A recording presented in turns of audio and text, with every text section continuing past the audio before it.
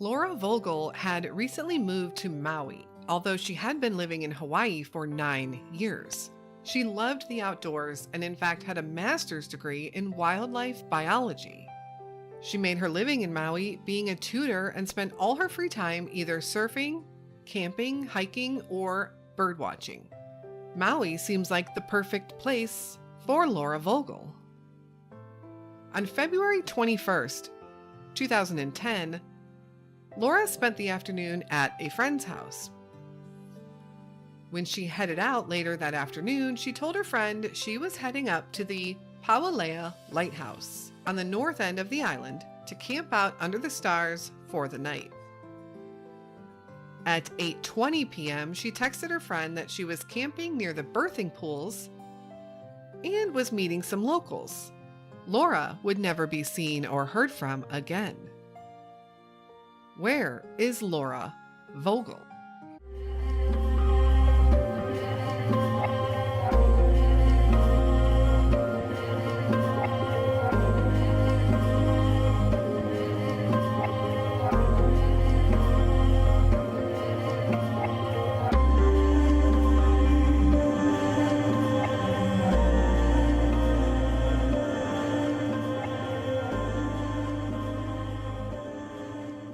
If you are here, I thank you so much for supporting the show and our mission. Today's case is a case I'd been following in the past, and although it's definitely baffling, it's very limited on the information that we do have. There are two main theories in this case of Laura Vogel. We'll get to those in a bit, but I think it's interesting how the public seems split 50-50 on these possibilities. And law enforcement, well, we don't hear from them much at all. There has been a little media coverage on Laura, at least right after she went missing back in 2010, but not a lot. Her brother did an interview with Jane Velez Mitchell, and of course, local news picked up the story, a few bloggers, but that's about where it ends. Hawaii has its fair share of missing person cases, believe it or not. A lot of times people go there with the full intention to disappear, kind of like Alaska. But that's definitely not the case here with Laura Vogel. Laura was a single woman, 43 years old, back in February of 2010. She hailed originally from New Mexico and had gone to college receiving a master's degree in wildlife biology. She loved everything outdoors and adventurous. She became a high school teacher and a girls' soccer coach, and even today, many of her students come forward on their Facebook page to mention how great of a teacher Laura was, one of those teachers that leaves a lasting impression on a student. When Laura was 34, she followed her dream to relocate to Hawaii, moving first to the island of Oahu. In late summer of 2009, Laura moved to the island of Maui. She made a living by tutoring students and was very responsible when it came to her job. She enjoyed what she did, and it afforded her to be able to live a less stressful lifestyle on the islands. On Sunday, February 21st, 2010, Laura was visiting a friend. She left her friend's house around 5:30 p.m. and said she was heading to the north end of the island to camp out and sleep under the stars for the night. Laura had a tutoring client appointment the next morning, Monday morning, at 9 a.m. She knew she could be home in time for that, and she was looking forward to just enjoying the beauty of that part of the island. Laura was specifically headed to the area of Pauwela Lighthouse. This is a beautiful scenic area of the island with, of course, the lighthouse, an observatory, many trails to hike, and steep cliffs right up against the ocean. While Laura did love to hike, her friend said she only had a pair of flip-flops with her and wasn't looking to do any hiking, more like just some relaxing and enjoying the views for the night. Laura made it to the spot where she planned to camp, and around 8:20 p.m., sent her friend this text message. Quote, "I'm camped down the way from the birthing pools and meeting all the locals." End quote. Now, I was curious about these birthing pools and this area, but couldn't find a whole lot of information on them, specifically the ones near the Pauwela Lighthouse where Laura was. There are others on the island, but apparently those near Pauwela are not encouraged to visit.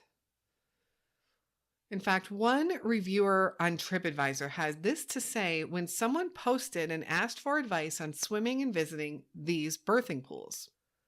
The question is asking about the cliffside pools near Pauwela. If so, please don't try to go there. First, it's not a very tourist-friendly area. Second, the ground is treacherous. Third, you have to trespass to get to the ocean. Fourth, the pools are very probably not birthing pools, as ancient Hawaiians rarely chose to give birth in a dangerous rocky area. So that's an interesting review for that part of the island where Laura was. The next morning, Laura misses her tutoring appointment, and that day, friends and family can't reach her. Right away, people start to worry because Laura keeps in contact with everyone very regularly. Not to mention, she would never miss a tutoring appointment. When the family learned that Laura never returned home from her campout, they contacted the Maui police. But the family said the Maui PD told them to wait 24 hours and then call them back. But the family didn't want to wait, and friends on the island were alerted that Laura was missing, and they decided to go search for her themselves. They headed up to the north end of the island near the Pauwela Lighthouse and birthing pools, where Laura said she had been, and they found something disturbing. Right where she said she was, they found Laura's van. There are conflicting reports of which door was left wide open. Some say it was the driver's side door, and some say it was the passenger's side door. But in any event, one of the doors was wide open when they found it. Not only that, but inside the van, they found the keys in the ignition and Laura's laptop on the back seat, but they couldn't find Laura anywhere. Friends immediately called the Maui police, who did now come out to investigate that area. A search of the area by law enforcement turned up nothing. They took the van in for processing, and they brought in search dogs who combed the area for 4 days. During that time, about 2 days after the van was found, a search did turn up Laura's cell phone nearby, broken into pieces. When they examined the cell phone records, they learned that right after Laura sent that text message to her friend, letting her know where she was, her phone made a few calls in quick succession to one number and then hanging up. Further investigation led them to a homeless transient man that was known to live in the area. That number belonged to him. When questioned, however, he said he had no idea who Laura was, nor did he know why her phone called his. And authorities did determine the man had been fishing with some other transient people about a half a mile east of Vogel's van on the night of her disappearance. He denied having been involved in her case, and he did take a polygraph, but authorities stated he was so uncooperative during the exam that the results were inconclusive. Police even searched his campsite and his vehicle, but they found nothing of interest, nothing that led them to believe he had had any contact with Laura Vogel. The family would also learn during the weeks that followed her disappearance, as they all worked together to try and find her, that the area she was known to be in was not necessarily considered a safe area. And that brings me back to that TripAdvisor review where someone mentioned the exact same thing. The area was known to be heavy into drugs and crime and not a place for tourists or outdoor enthusiasts to go camp. Did Laura not know this, being that she was only on Maui for 6 months? Or did she simply not care, believing she could take care of herself? We may never know what her thought process was. Shortly after the investigation began, authorities would release Laura's van back to the family. Her brother Tim has remained active in finding his sister, even starting a blog to keep everyone informed. and has worked the media circuit as best as he can. He told Jane Velez Mitchell during an interview that when he received the van back, he decided to look through it himself. And within a minute of looking, Tim found Laura's wallet in the console of the van. The problem with this is the authorities had stated from the beginning they didn't have the wallet, and it was listed as missing. They said it was likely lost or stolen or had never been there to begin with. And this led the family to doing searches through Laura's financial records, looking for any activity on bank accounts or credit cards. When the wallet was discovered to have been in the van all along, all those hours of searching records for clues were wasted. The family was not happy. Did law enforcement really just miss finding the wallet, or was there a breakdown in communication somewhere? Again, it's hard to speculate when the police department hasn't come forward to explain. I don't want to point fingers, but I think it's a fair question that the family deserves answers to. On March 19th, 2010, almost a month after Laura disappeared, Texas EquiSearch sent an expert over to Maui to help in the search. The family also hired RP Search Services, which brought in drones and other search technology. The police did speak to everyone in the area with a concentration on the homeless encampment nearby. No one recalled seeing Laura at all. And while this isn't helpful to the investigation, the family feels that it is odd that not one person can recall seeing her there. The police came to their own conclusion regarding Laura Vogel, and her family came to theirs. This leads us to the two main theories in Laura's disappearance. Theory number one, Laura had an accident off of one of the many dangerous spots along the cliffs and shoreline in that area where her van was found, near Pauwela Lighthouse. Law enforcement has stated that they believe this is very likely. It's a dangerous area, and Laura was thought to be wearing only flip-flops. A hike to those cliffs could have been a bad decision on her part, slipping off the edge and falling to the rocky waters below. In many areas, the drop is 50 to 60 feet, with many jagged edges and rocks in the ocean. She could have fallen into the waters and met her demise. But then, what about her van? Well, some think that maybe one of the homeless in the area opened her van door and rummaged around looking for something, possibly drugs. But why not steal her laptop, which was in plain view? Or how does that explain why the keys were in the ignition? Is that something Laura normally did when leaving the van to go on a hike?